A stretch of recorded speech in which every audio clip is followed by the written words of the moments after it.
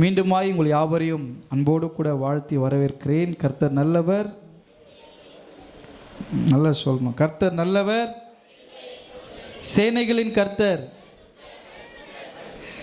காலங்கள் மாறினாலும், சூழ்நிலைகள் மாறினாலும், மனிதர்கள் மாறினாலும் நம்முடைய ஆண்டவர் மாறாதவராய் இருக்கிறார். ஆமென். ஆண்டவர் இன்றைக்கு நம்மோடு பேசுகிற காரியம், கர்த்தரால் சாட்சி பெற்றவர்கள் வேதத்தில் இருக்கிறார்கள். ஒரு 7 பேரை கொண்டு வந்திருக்கிறேன். அப்போ எவ்வளோ நேரம் ஆகும் நீங்களே பிளான் பண்ணிங்க. 7 பேர் கர்த்தரால் சாட்சி பெற்றிருக்கிறார்கள். ஆனால் கர்த்தர் நம்மிடத்தில் பேசுகிற காரியம், கர்த்தரிடத்தில் நீங்கள் சாட்சி பெற்றிருக்கிறீர்களா?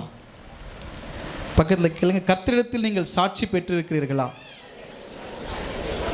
இந்த உலகத்தில் அதுக்கான பதில் உங்களுக்கு தான் தெரியும், நீங்கள் சாட்சி பெற்றிருக்கீங்களா இல்லையான்னு சொல்லிட்டு. நம்மளை நல்லவன் சொல்கிறதுக்காக நம்ம நிறைய காரியத்தை பண்ணிகிட்டு இருப்போம். நம்மளை மெச்சிக்கணும், நம்ம பெருமையாக பேசணும், சில காரியங்கள் நம்ம செய்வோம். அப்படி நினச்சி நம்ம பண்ணுற எல்லா காரியத்திலும் நமக்கு கனம் உண்டாகிறது கிடையாது. அப்படி நம்ம பண்ணுறோம் அப்படின்னா நம்மக்கிட்ட இருக்கிற வரைக்கும் நம்மளை புகழ்வான், நம்மக்கிட்ட வாங்குற வரைக்கும் உங்களை மாதிரி வள்ளல் யாருமே கிடையாதுன்னு, உங்களை மாதிரி நல்லவங்களை நான் பார்த்ததே கிடையாது, உங்களை மாதிரி நல்லவங்க முகத்தில் முழிக்கத்தான் எனக்கு நல்லது நடக்குது அப்படின்னு சொல்லுவான். ஆனால் நீ இல்லாதவளாக இருக்கும்போது அது முகத்தில் முடிச்சுட்டு போனால் பச்சை தண்ணி கிடைக்காதுன்னு. உலகம் அப்படிப்பட்டதுங்க. ஆமாம் தானே? உலகம் நம்மை குறித்து எப்படி சாட்சி கொடுக்கிறது? உங்களை பற்றி ஆண்டவர் என்ன சாட்சி கொடுக்கிறார்? என்னை பற்றி ஊரில் இருக்கிறவங்க சாட்சி என்ன கொடுக்குறாங்க? உங்களை பற்றி நான் உங்ககிட்ட கேட்க முடியாது, உங்கள் பக்கத்து வீட்டில் தான் கேட்கணும். நம்ம சிஸ்டர் எப்படி பிரதர் ஐயா சர்ச்சுக்கு வராங்களே, நம்ம சிஸ்டர் எப்படி நல்ல சிஸ்டரான்னு கேட்டோன்னா அவங்க உங்களை பற்றி நல்ல சாட்சிகளை சொல்லுவாங்க. என் காது குளிர, என் வயிறு எரிய, என் சர்ச்சுக்கு வர பிள்ளைங்களா இப்படி பேசுகிறாங்க, என் சர்ச்சுக்கு வர பிள்ளைங்களா அப்படி இருக்கிறாங்க, வாரம் வாரம் உக்காந்து பிரசங்கம் பண்ணுவாங்களே, வாரம் வாரம் உக்காந்து நல்லா கேட்பாங்களே பிரசங்கத்தை, சிரிச்ச மாதிரியே நான் பார்த்துட்டு இருப்பாங்களே, அவங்க வீட்டுக்கு போனால் இப்படி முறைச்ச மாதிரியே இருக்கிறாங்களா? ஆமாம் பிரதர், நீங்கள் வந்து பாருங்கள் திடீர்னு அப்போ தெரியணுவாங்க. சொல்லிட்டாங்களா? இந்த உலகம் நம்மளை குறித்து என்ன சாட்சி கொடுக்கறது முக்கியம் இல்லை. என் ஆண்டவர் என்னை குறித்து என்ன சாட்சி கொடுக்கிறார்? பரலோகம் என்னை குறித்து என்ன சாட்சி கொடுக்கிறது? கிறிஸ்து எனக்கு ஜீவன், சாவு எனக்கு ஆதாயம். அமெரிக்கா தேசத்தில் சார்லஸ் ரீக் என்கிற ஒரு ஊழியக்காரை பிரசங்கம் செய்து கொண்டிருக்கும் பொழுதே மர்ம நபர்கள் சுட்டு கொன்றார்கள் என்று செய்தியில் நம்ம பார்த்தோம். பிரசங்கம் பண்ணிட்டு இருக்கும்போதே ஒரு வாலிப பிள்ளைகள் மத்தியில் அவர் கவுன்சிலிங் கொடுத்துட்டு பேசிகிட்டு இருக்கிறாரு. அவர் என்ன பண்ணுறாங்க? சுட்டுறாங்க. எங்க இந்தியாவில் சுட்டாவை ஈஸியாக கண்டுபிடிச்சிடுறாங்க. அமெரிக்காவில் எப்படிங்க மர்ம நபர், இங்கே தான் மர்ம நபர்னு போடுறாங்கன்னு பார்த்தா அமெரிக்காவில் இப்போ மர்ம நபர்கள் போய்கிறாங்க பாருங்கள். மர்ம நபர்களால் சுட்டு கொல்லப்பட்டார் ஊழியக்கார். பிடிக்க முடியாதா? முடியாது.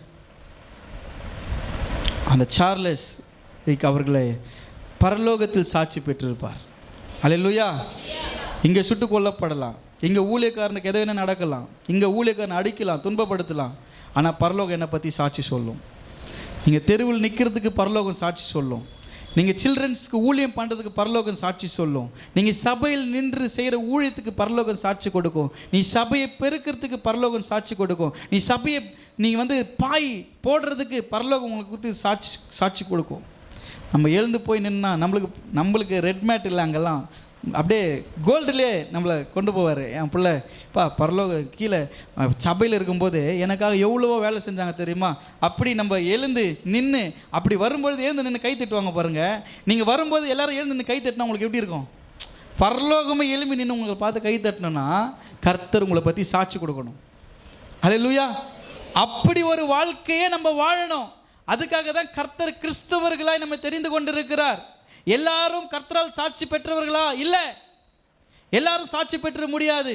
அவருக்கு பிரியமா அவருடைய சித்தத்தின்படி வாழுகிறவர்கள் மாத்திரம்தான் கர்த்தரிடத்தில் சாட்சி பெற முடியும். இந்த உலகத்தில் இருக்கிறபடி எல்லா பாவத்திலும், எல்லா சுவாபங்களிலும், எல்லா காரியங்களுமே ஈடுபடுத்தி கொண்டு எல்லா மனிதர்களைப் போல நான் வாழ்ந்து விட்டு கர்த்தரை பற்றி சாட்சி கொடுக்கணும். பக்கத்து வீட்டிலே உனக்கு சாட்சி இல்லை.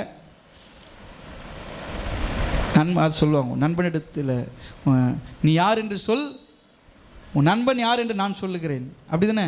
கரெக்டா? உன் நண்பன் யார் என்று சொல். ஓ அப்படியா? பாருங்க, எனக்கு இது கூட தெரியல. உன் நண்பன் யாருன்னு சொன்னீங்கன்னா நீங்கள் யாருன்னு அவங்க கண்டுபிடிச்சிருவாங்க. சாட்சி இல்லைங்க, சாட்சி ரொம்ப முக்கியங்க வாழ்க்கையில். அந்த சாட்சியை உலகம் கொடுக்குதோ இல்லையோ கர்த்தர் கொடுக்கணும். கர்த்தர் உங்களை பற்றி சாட்சி கொடுக்கணும்னா இந்த உலகத்தின் கண்ணுக்கு நீங்கள் பகஞ்சனாக தான் இருப்பீங்களே.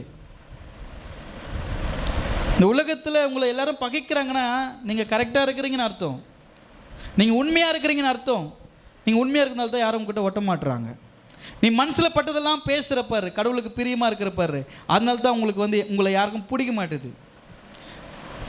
நட குழன்ட்டு ஏதோ ஒன்று பேசி மழிப்பினுக்கிற ஆளுங்களை தான் அந்த உலகம் என்ன பண்ணும், நம்பும். அவங்கள தான் ரொம்ப பிடிக்கும். என் மேலே எவ்வளோ அன்பாக பொங்கி வழிது இந்த அக்கா, இந்த அண்ணனுக்கு என் மேலே எவ்வளோ பாசம், அண்ணன் போட வேணான்னுவான். நான் என்ன சொல்கிறேன்னா, இந்த உலகத்தில் இருக்கிறதுன்றது அவ்வளவுதான். சாட்சி கொடுக்கணுன்றது அந்த சாட்சி அவ்வளோதான். நம்மளை பற்றி யாரும் பேச முடியாது, ஆனால் நம்மளை பற்றி பரலோகம் பேசணும், நம்மளை பற்றி ஆண்டவர் பேசணும். ஏன்னா அவருக்கு பிரியமாக தான் நீங்கள் வாழ்கிறீங்க. இந்த உலகத்துக்கு ஒத்த வேஷம் தெரியாமல் இந்த உலகத்துக்கு ஏற்றபடி என்னை மாற்றிக்கொள்ளக்கூடாது. இந்த உலகம் எப்படி இருந்தாலும் என் ஆண்டவருக்கு ஏற்றபடி நான் வாழணும். அப்போ தான் பரலோகம் சாட்சி கொடுக்கும், அப்போ தான் கர்த்தர் உங்களை பற்றி சாட்சி கொடுப்பார். அல்லேலூயா. இப்படி ஆண்டவரிடத்தில் சாட்சி பெற்றுள்ள உங்களுக்கு சொல்கிறேன். எப்படியெல்லாம் ஆண்டவர்கிட்ட நல்ல பேர் வாங்கியிருக்கிறாங்க, அந்த பேரை நீங்கள் வாங்க முடியுமான்னு மாத்திரம் சிந்திக்க தான் அழைக்கப்படுறோம். முதலாவது, என் சொல்லுக்கு கீழ்ப்படிந்தவன். கரெக்டாக நீங்கள் சொல்லுங்க பார்க்கலாம். என்ன அருமையாக சொல்கிறீங்க பாருங்க. ஆபிரகாம் கீழ்ப்படுகிறாரு, நீங்கள் கீழ்ப்படுறீங்களா? பக்கத்தில் நீங்கள் கீழ்ப்படுறீங்களா? ஹஸ்பண்டுக்கு கீழ்ப்படுறீங்களா? மனைவிக்கு கீழ்ப்படுறீங்களா? பெற்றோருக்கு பிள்ளைகளுக்கு கீழ்ப்படுறீங்களா? பிள்ளைகள் பெற்றோருக்கு கீழ்ப்படுறீங்களா?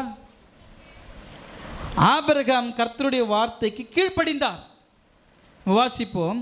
முதலாம் வேத பாடமாக நம்ம வாசித்தோம். ஆதியாகமம் 22ஆம் அதிகாரம் 18வது வசனம். கர்த்தர் ஆபிரகாமை குறித்து என்ன சாட்சி கொடுக்கிறார்? நீ என் சொல்லுக்கு கீழ்ப்படிந்தபடியினால், நீ என் சொல்லுக்கு கீழ்ப்படிந்தபடியினால் சந்ததிக்குள் பூமியில் உள்ள உன் சந்ததி பூமிக்குள் சகல ஜாதிகளும் ஆசீர்வதிக்கப்படும் என்று, பூமியில் உள்ள சகல ஜாதிகளுக்குள்ளும் ஆசீர்வதிக்கப்படும் என்று என் பேரிலே ஆணையிட்டேன் என்று, என் பேரிலே ஆணையிட்டேன் என்று கர்த்தர் சொல்லுகிறார் என்றார். கர்த்தர் சொல்லுகிறார் என்றார். அல்லேலூயா.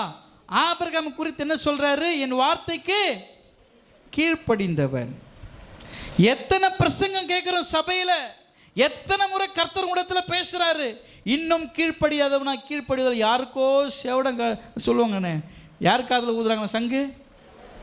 அவன் காதுகிட்ட ஊதுனா கூட அவன் காது எதுவுமே கேட்காது. ஏன்னா காத்தா செவிடாச்சே. ஹெட்ஃபோன் மாட்டுன்னு போட்டு நட்டு சுற்றி நிற்குது.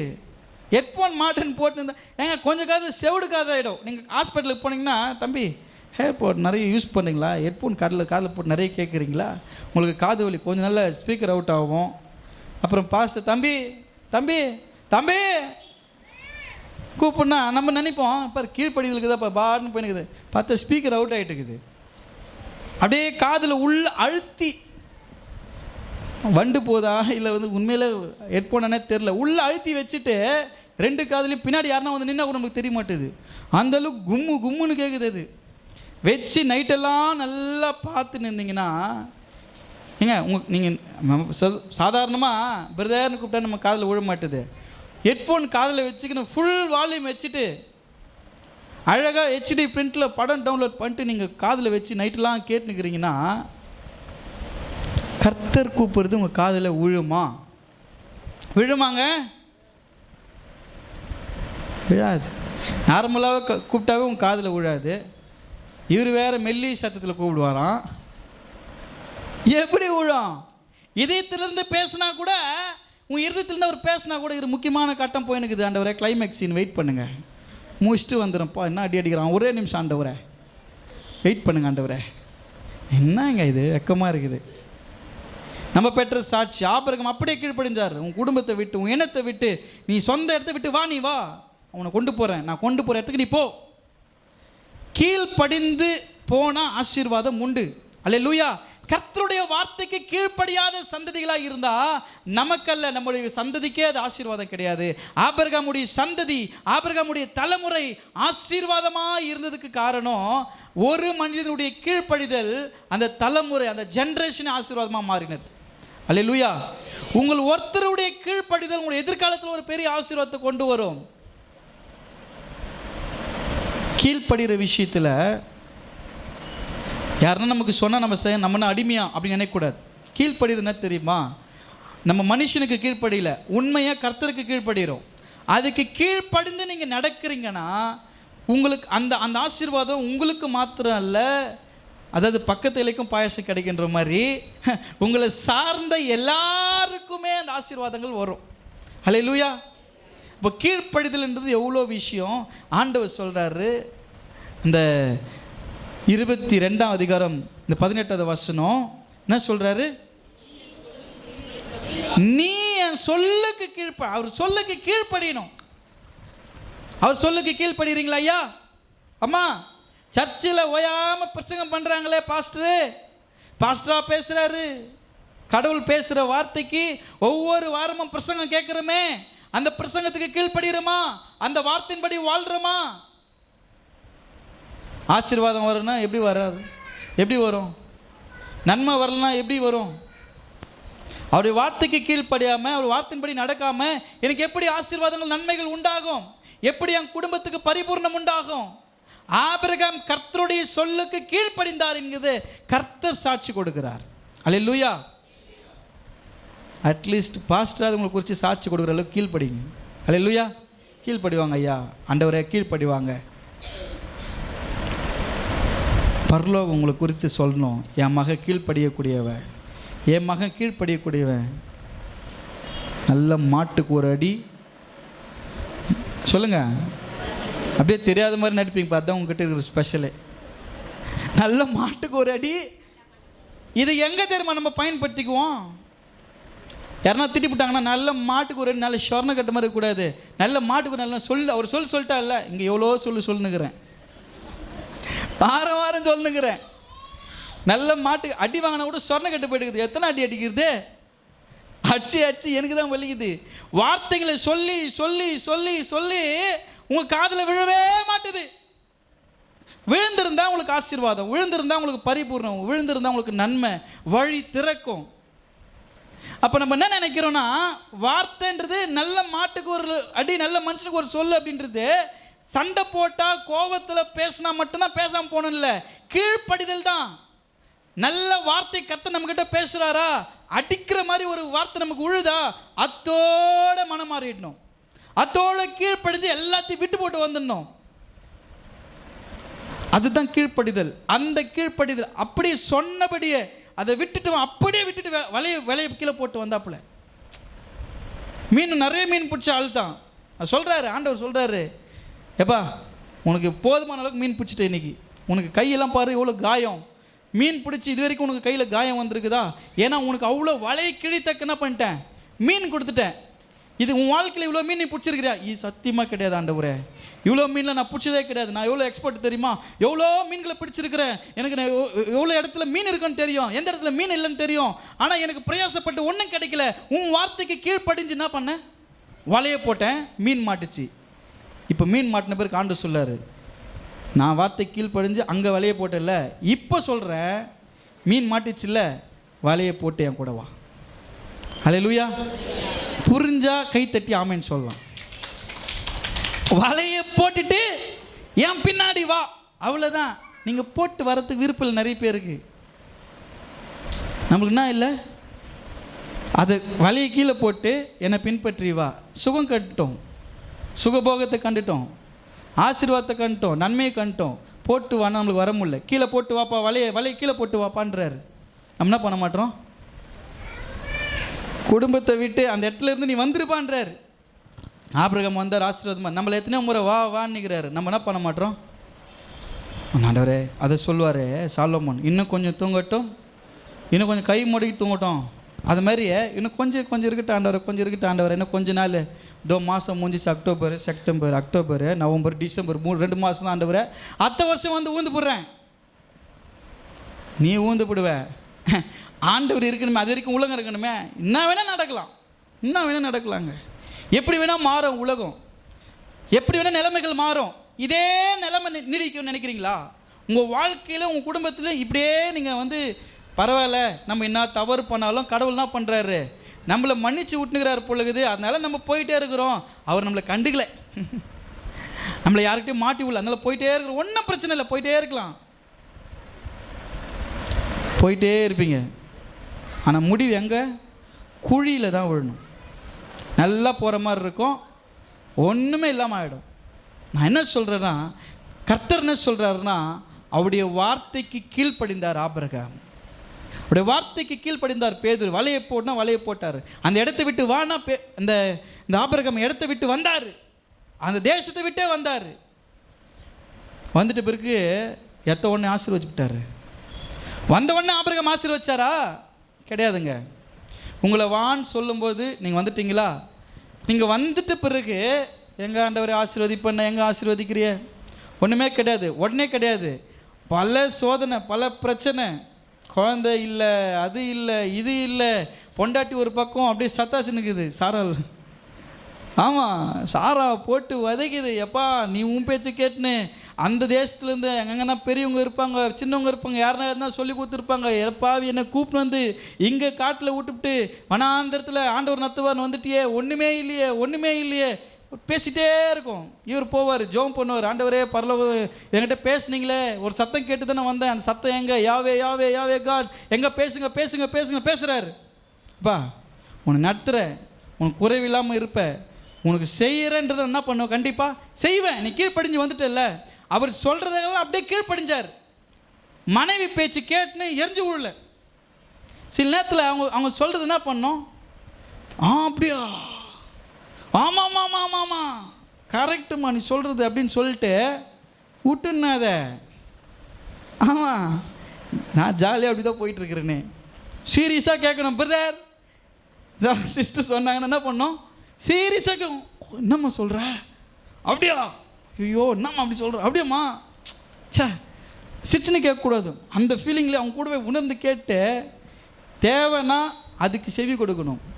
அவங்க சொல்கிறதுக்குலாம் டென்ஷன் ஆகக்கூடாது. ஏய் எப்போ பார்த்தாலும் வந்தால் எதனா சொன்னேன் கேட்டுக்கணும். அவங்களுக்கு அப்படியே உங்கள் மேலே ரொம்ப பிரியமாகிடும் கேட்டிங்கன்னா. ஜெபம் பண்ணால் கடவுள் செய்யணும் செய்ய போகிறேன், இல்லைன்னா என்ன பண்ணக்கூடாது, அவங்களே புரிஞ்சுக்குவாங்க. ஓகே, அவருக்கு உடன்பாடு இல்லை, கடவுள் வந்து சமாதானத்தை கொடுப்பார். அல்லேலூயா. ஆபிரகாமுக்கு இந்த சாராம்மா பேசிக்கிட்டே இருக்கிறாங்க. ஆமாம் இந்த மாதிரி பண்ணுறாரு, அந்த மாதிரி கூப்பிட்டு வந்துட்டு இந்த மாதிரி பண்ணிட்டு அந்த மாதிரி சரியே இந்த மாதிரி இருக்கிறோமே, கீழ்ப்படிதல் எங்கே கீழ்ப்படிதல்? ஒன்றுமே இல்லையே, ஒன்றுமே இல்லையே. நம்மளுக்கு அப்படி தான், நம்மளுக்கு உடனே நடக்கலைன்னா நம்மளுக்கு வந்து பட இந்த எனக்கு அந்த மீன் தூண்டில் இந்த எடுத்துனா எப்படி அடிக்குது வாழை பட்டா நச்சுன்னு இருக்குமா, அந்த மாதிரி அந்த ஒய்ஃப் என்ன பண்ணுது, ஹஸ்பண்ட் போட்டு டப்பா டப்பா டப்பா டப்பா டப்பான்னு போட்டு தாக்கின்னு இருக்குது. அடி கிடையாது, வார்த்தை. அவர் அப்படியே மண்டி பிச்சுக்குன்னு அப்படியே. ஐயோ, சில பேர்லாம் வீட்டுக்கு போகிறதுக்கு பயந்துக்குன்னு வேலை முடிஞ்சிட்ருக்கோம், அப்படி போய் ஒரு 2 ரவுண்ட் அடிச்சிட்டாங்கன்னா சுற்றிக்கிட்டு கரெக்டாக தூங்குற நேரத்தில் நேற்று தான் தூங்கியிருப்பாவோ போனால் எதனா கேள்வி கேட்குன்ட்டு போயிட்டு அவங்க தூங்கின பிறகு சாப்பாடு போட்டு சாப்பிட்டு தூங்கணுவாங்க பாரு, அந்த நேரத்துக்கு வருது. அப்பா நல்ல வேலை, இன்றைக்கி எந்த கேள்வியும் கிடையாது, தூங்கிட்டு. சில நேரத்தில் மூச்சுன்னு உட்காந்து இருக்கும், வா கேள்வி கேட்கணும்ட்டா வா அப்படின்னா அப்படி இருக்கும். பாவி தூங்கியிருக்குன்னு நினச்சி வந்தனே, இது இப்படி வச்சுன்னு உட்காந்துக்குது.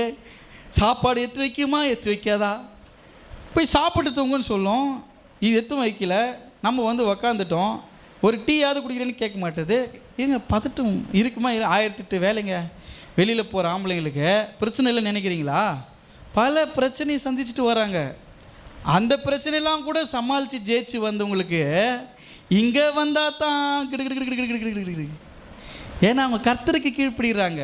கர்த்தர் கொடுத்த மனைவியாச்சு, கர்த்தர் கொடுத்த விழா எலும்பாச்சு, அந்த வார்த்தைக்கு கீழ்ப்படியணுமே, அதை கஷ்டப்படுத்தக்கூடாது. நம்ம என்ன பண்ணுறோம்? இப்படி தான் கையில் வச்சுக்கணும். உங்கள் கையிலலாம் இல்லை, யார் கையில் யாரும் இல்லை, அது நல்லா புரிஞ்சுங்க. யாருன்னா கையில் அடக்க முடியும்னு நினைக்கிறீங்க? அவங்க அப்படி இல்லை. கர்த்தருக்கு கீழ்ப்படிஞ்சு கர்த்தருடைய நாமத்தை மகிமைப்படுத்தும்படி உங்களுக்கு செவி கொடுக்குறாங்க. ஆகவே நீங்கள் கீழ்ப்படிய வேண்டியது ரொம்ப அவசியம். கீழ்ப்படுகிற மனைவி, கீழ்ப்படுகிற கணவனுக்குள்ள சந்தோஷம் சமாதானம், அந்த குடும்பத்தை கர்த்தர் நிறைவாக நடத்துவார். ஆபிரகாம் வந்து சாரா சொல்கிற எல்லாத்துக்கும் செவி கொடுக்குன்ற அவசியம் கிடையாது. அவங்களுக்கு வந்து வார்த்தைகளை கேட்கணும், அவங்க பேசுறதுக்கு ரெஸ்பெக்ட் பண்ணணும். அவங்க நான் பாட்டு பேசி நிற்கிறேன். சில நேரத்தில் என்னை காலையில் திட்டுவாங்க, ஏன்னா நைட் எவ்வளோ சீரியஸாக பேசணும் பாட்டு தூங்கிட்டு இருக்கிறீங்களே அப்படின்வாங்க. ஏன்னா சில நேரத்தில் எனக்கு தூக்கம் வந்துடும். அவங்க பேசிகிட்டு இருப்பாங்க, ரொம்ப சீரியஸான விஷயம் ஏதோ ஒன்று சொல்கிறாங்கன்னு வச்சுங்களேன், அப்படியான்னு கேட்டுன்னு தான் இருப்பேன். ஆனால் எப்போ தூங்குறதுன்னு தெரியாமல் தூங்கிட்டு இருப்பேன். அவங்க பாட்டுன்னு ரொம்ப நேரம் சொல்லி இருந்திருப்பாங்க. காலையில் எழுந்தவொடனே கேட்பாங்க, நைட் எவ்வளோ சீரியஸாக பேசிகிட்டு இருந்தேன், நீங்கள் தூங்கிட்டு இருக்கிறீங்களாப்பா அப்படின்னு. சரி தெரிலம்மா தூங்கிட்டு இருக்கிறேன். சரி என்ன சொன்னேன் அது எனக்கே தெரில, மறந்துட்டேன். சரி விட்டுரு. எப்போது அவங்களுக்கு இப்போ ஞாபகம் வராது, காலேஜுக்கு போனால் தான் ஞாபகம் வரும். அப்போ நான் இங்கே இருப்பேன், எப்படி சொல்ல முடியும், சொல்ல முடியாது. மறுபடியும் வீட்டுக்கு வந்து போய் சொல்ல நினைப்பாங்க, இங்கே வந்தால் மறந்துவிடும். அது கடவுள் அப்படி நடத்துகிறாரு. அதனால் நீங்கள் என்ன பண்ணக்கூடாதுன்னா, சில நேரத்தில் அவள் தான் சமாதானன்றதுனாங்க, வேறு எதில் இருக்குது சமாதானம். அதனால தான் சமாதானமாக கர்த்தர் நடத்துகிறாரு. ஆபிரகாமுடைய கீழ்ப்படிதல் தான் அந்த சந்ததிக்கு பெரிய ஆசீர்வாதம்.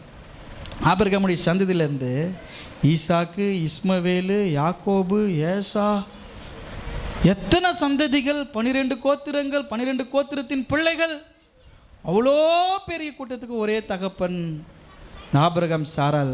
அவருடைய கீழ்ப்படிதல் இந்த தலைமுறைக்கு ஆசீர்வாதமாக மாறுது. உங்களுடைய கீழ்ப்படிதல் உங்கள் குடும்பத்துக்கு, உங்கள் எதிர்காலத்துக்கு ஆசீர்வாதமாக இருக்கும். இன்றைக்கி அது கஷ்டமாக தான் இருக்கும். உங்களுக்கு சொல்கிற வார்த்தைங்க, இதுக்கெல்லாம் நம்ம கீழ்ப்படினோமா, சின்ன விஷயத்துக்கு இதுக்கெல்லாம் நம்ம கீழ்ப்படி, நீங்கள் அப்படி இல்லைங்க. ஒரு வார்த்தைக்கு நீங்கள் ரெஸ்பெக்ட் பண்ணி பாருங்கள், உங்கள் சொல்கிற வார்த்தைக்கு கீழ்ப்படிஞ்சு அதை செஞ்சு பாருங்கள். நிச்சயமாக கர்த்தர் உங்களை ஆசீர்வதிப்பு, அதுக்கான பலன் நீங்கள் அனுபவிப்பீங்க. அல்லேலூயா. ஆபிரகாம் வாழ்க்கையில் அது நடந்தது. பரலோகத்தில் கர்த்தர் ஆபிரகாம் குறித்து சாட்சி சொல்கிறார், அவன் எனக்கு கீழ்ப்படிதல் உள்ளவன் சொல்லிட்டு.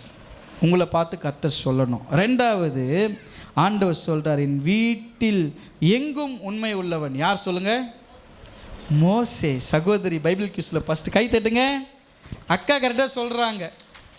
உங்களுக்கு தெரியுதா? என் வீட்டில் எங்கும் உண்மை உள்ளவன் யார்? மோசே. வாசிப்போம். என்னாகமம் 12ஆம் அதிகாரம் 7ஆம் வசனம். கர்த்தர் சாட்சி கொடுக்கணும். என் தாசனாகிய மோசேயோ அப்படிப்பட்டவன் அல்ல, என் வீட்டில் எங்கும் அவன் உண்மை உள்ளவன். என் தாசன், என் பிள்ளை அப்படி கிடையாது, என் மக அப்படி கிடையாது, என் மகளும் என் மகனும் என் வீட்டில் எங்கும் உண்மை உள்ளவர்கள். அல்லேலூயா. எத்தனை பேர் உங்களை பார்த்து நீங்கள் ரொம்ப உண்மையானவங்களாக இருக்கிறீங்கன்னு சொல்லியிருக்கிறாங்க? சொல்லுங்கள். அல்லேலூயா. பொய் பொய் வாய் தந்தாலே பொய் பாரு அப்படின்னு சொல்லுவாங்க. உங்களை சொல்லிங்க, கோச்சுக்கு போகிறீங்க இல்லை அப்படி சொல்லுவாங்க.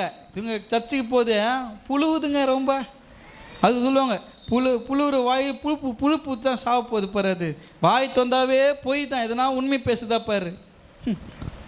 ஒரு பிரதரை பற்றி ஒரு சிஸ்டர் சொன்னாங்க நம்ம சர்ச்சில், அது வாய் தந்தாவே பொய் தான். அது அவர் கதை விடுறதுல அப்படியே கட்டி கட்டி விடுவாருங்க ஐயா, பண்டில் பண்ணி கட்டுக்கட்டாக கதை விடுவாராம். அவர் புழுவுறது பொய்.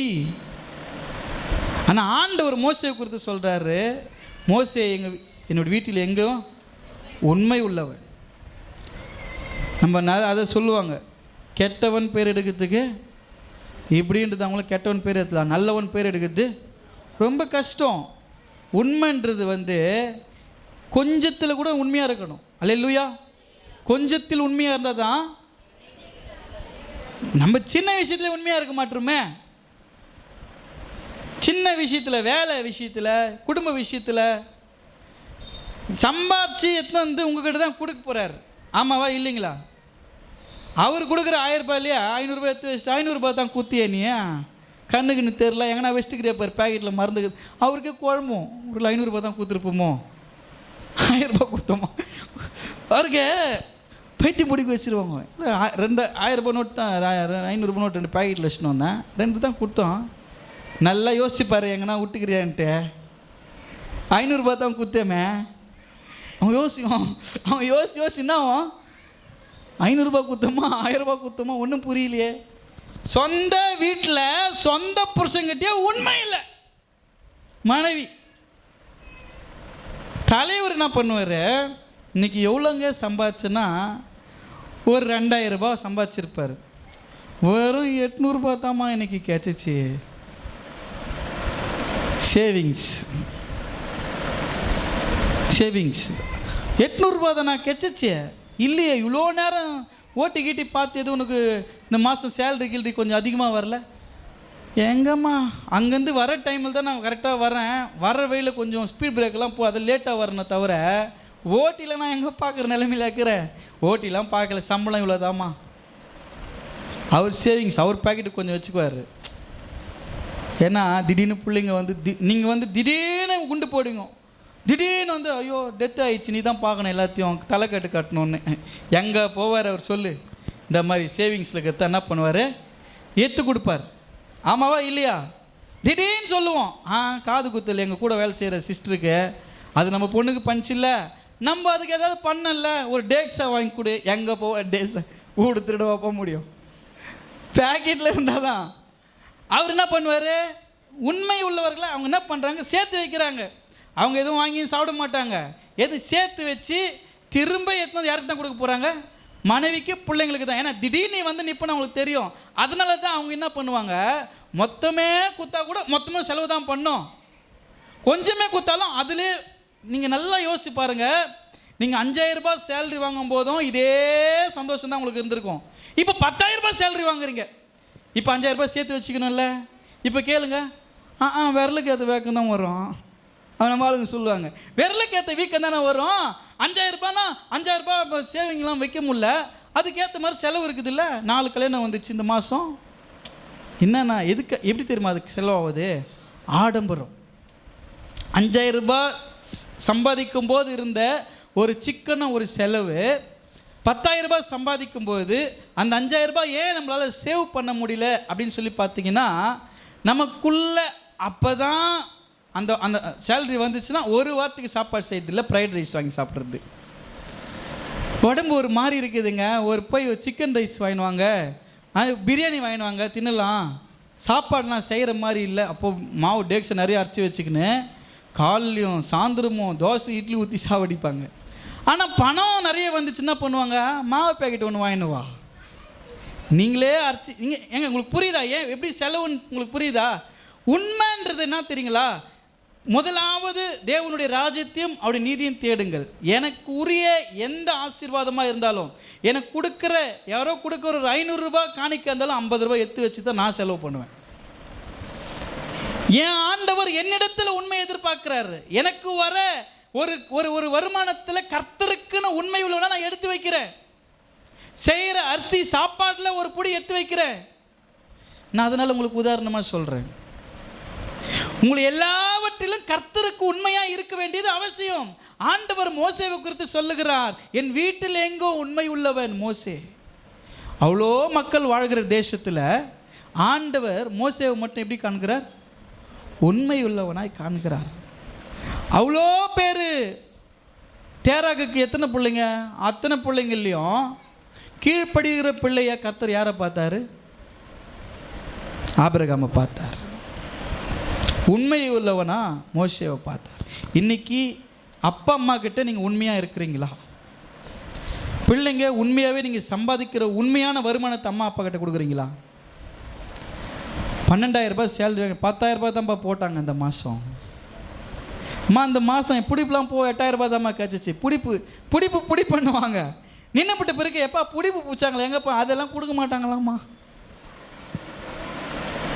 வாங்கிட்டுருக்கோம். பிடிப்பெல்லாம் வாங்கி 4 பேண்ட்டு 4 ஷர்ட்டு 2 டிஷர்ட்டெல்லாம் வாங்கிக்கின்னு பிடிப்பு. அம்மா அப்பா கிட்ட சொல்கிறது, எங்க சின்ன விஷயத்தில் உண்மையாக இருங்க. அம்மா இருங்க, கைங்க ரொம்ப தாராளம் பாருங்கள். எவ்வளோ சம்பாரிச்சு கொடுத்தாலும் செலவாகிட்டே இருக்குது பிரதர்னா, நீங்கள் தான் என்ன பண்ணணும்? குடும்பத்தை கட்டிக்க புத்தி உள்ள ஸ்ரீ என்ன பண்ணுறா? வீட்டை கட்டுறா. வீட்டை கட்டுறவங்க புத்தி உள்ள ஸ்ரீனா வருமானத்தை சம்பாதிக்கிறதல்ல, சம்பாதிக்கிறத சரியாக பயன்படுத்தி மீதம் எடுக்கக்கூடிய கரெக்டான ஒரு பட்ஜெட் வச்சு இதுதான் இதுக்கு தான் செலவு பண்ணணும், இவ்வளோ தான் செய்யணுன்றத தாராளமாக எல்லாத்துக்கும் எல்லாத்தையும் பண்ணுறது கிடையாது. நீங்கள் பண்ணலாம். எப்படி? நிறைய வச்சுருந்தா பண்ணலாம். நீங்கள் சம்பாதிக்கிறது எல்லாமே இது பாருங்க. இன்னைக்கு தேதி என்ன? 21ஆம் தேதிக்குள்ளே இவங்ககிட்ட 1000 ரூபாய் இருக்குது அக்கௌண்ட்டில். யோசிச்சு பாருங்க. 1000 ரூபாய் இருக்குது, 500 ரூபாய் இருக்குது அக்கௌண்ட்டில். அடுத்து என்ன செய்ய போகிறோம்? இன்னும் எத்தனை நாள் இருக்குது? இன்னும் ஒரு 18 நாள் 13 நாள் இருக்குதுன்னு வச்சுங்க. இந்த 13 நாள் 14 நாள் எப்படி குடும்பத்தை நடத்த போகிறோன்னு தெரியல. 21ஆம் தேதி இவ்வளோ காசுமே செலவு பண்ணிட்டுக்கிறாங்க. ஐயா என்ன செலவாச்சுன்னு கேட்டால் செலவாயிடுச்சு. என்ன செலவுன்னு கேட்டால் அதுதான் செலவாயிடுச்சு. அரிசியும் வாங்கி கொடுத்துட்டு, மிளகாவும் வாங்கி கொடுத்துட்டு, எல்லாத்தையும் வாங்கி கொடுத்துட்டு, கையில் செலவும் கொடுத்தா அந்த காசு எங்கன்னு கேட்டால் அது செலவாயிடுச்சு. அம்மா எல்லாத்தையும் நான் தான் வாங்கி கொடுக்குறேன். உன்ன என்னம்மா செலவுனா அது என்ன செலவுன்னு தெரில, அது எப்படி போச்சுன்னு தெரில, செலவாயிடுச்சு. என்ன பண்ணுறது? அப்போது நம்ம எப்படி ஏமாறுறோம்?